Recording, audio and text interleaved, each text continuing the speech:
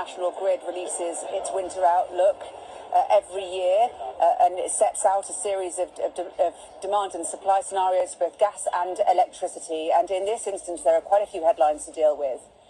The first is that in order to help manage demand, the National Grid has launched a framework scheme it's calling the Demand Flexibility Service, which would in essence pay consumers to reduce their consumption at peak times. So that's things like using your washing machine overnight, charging your electric vehicle in the middle of the day or perhaps overnight, anything to avoid those crunch times of morning and evening. This scheme would be run via electricity suppliers. It is voluntary and it will run from November through to March.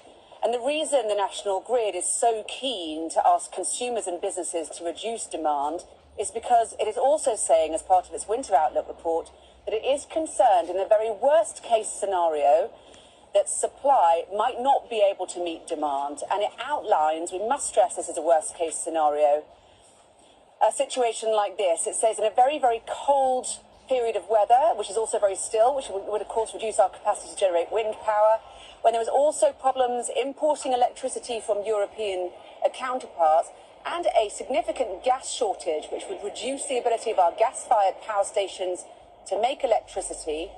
At that point, there could be planned blackouts for British households. Now, in a statement, the spokesperson for the National Grid said, in the unlikely event we were in this situation, it would mean some customers could be without power for predefined periods during the day.